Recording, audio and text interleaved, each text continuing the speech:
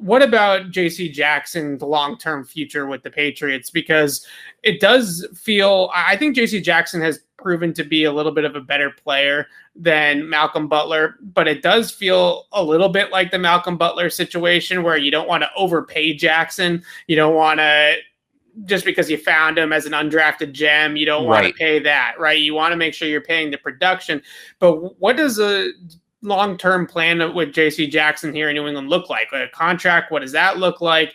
And would you be open to having him stick around if he's going to get 14 to 16 million, that kind of CB1 type of money? Yeah, I would. And I don't hate this plan, right? If Jackson becomes your new number one and then you draft somebody, top 60 pick, that guy becomes your number 2 corner. Maybe Juwan Williams even turns the corner, becomes your number 2. The guy you draft becomes your number 3.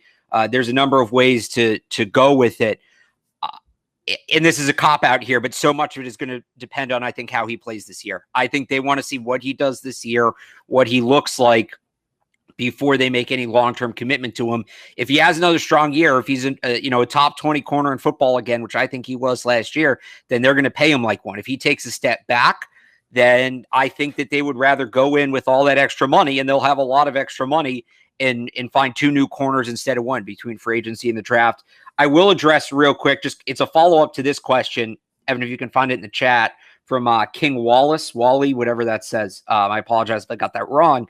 What about Jonathan Jones? So, just to clarify, because I've seen this too, people say, why do they need another second corner? They've got Jonathan Jones. He's very good. Jonathan Jones is a very, very good player. One of their best finds at corner. That extension he signed 2 years ago is a great, great freaking deal by this team.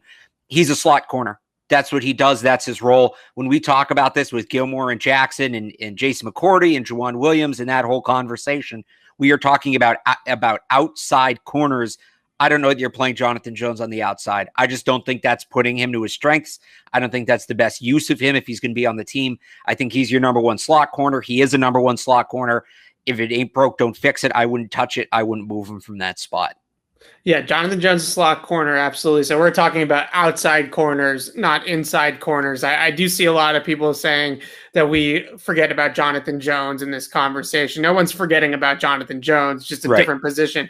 I want to bring it back to J.C. Jackson, though, quickly, and just talk about, I think J.C. Jackson, from everything that he has said, now some of the ball hawk stuff, maybe not so much. I think that's a little bit too Asante Samuel if J.C. Jackson wants to get paid by the Patriots. But the one thing that he continuously says and backs it up with his participation in the offseason program is this is a player that absolutely loves to practice. He loves practice, and he works hard at his craft behind the scenes. And when the cameras aren't there, he was out there this spring at OTAs and at minicamp, but even at voluntary workouts too. He was out there for most of those. So for a player that is playing right now on a restricted free agent tender because he went undrafted, and it is a pay bump, but it's nowhere near his market value. He showed up in the spring to go to voluntary workouts and is out there working on his craft. He's not trying to hold out. He's not saying that Stephon Gilmore, what he's doing is wrong, but just from J.C. Jackson's perspective only, he is out there working on his craft. He is practicing with the team in the offseason in these voluntary workouts. He talked about it a lot last season, how he just loves to practice, loves to play football, even in practice or in a game. And those types of guys that put in that kind of effort, that do the right thing for the team, that don't care necessarily about their contract. Because J.C. Jackson very well could sit back and say, hey, I had 8 interceptions last year. You're paying me, what, $3 million, I think it is, on his restricted free agent tender right now.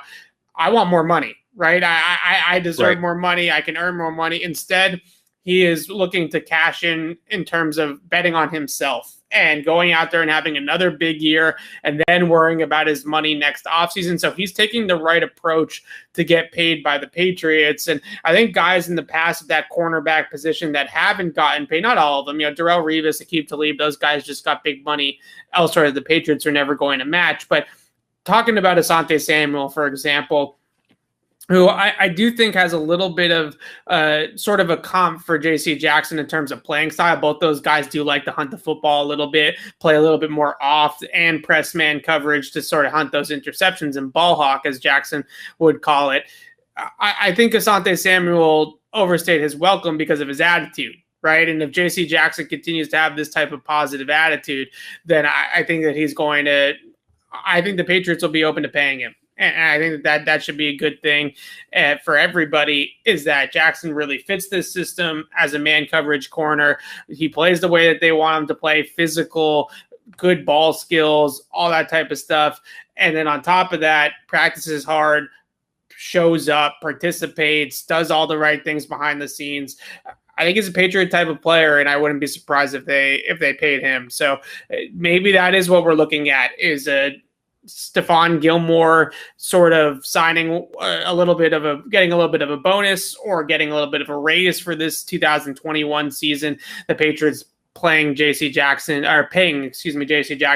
next offseason, moving on from Gilmore, drafting somebody. Exactly what we thought that they were going to do this offseason, Alex. Maybe it just all kind of comes to fruition next offseason.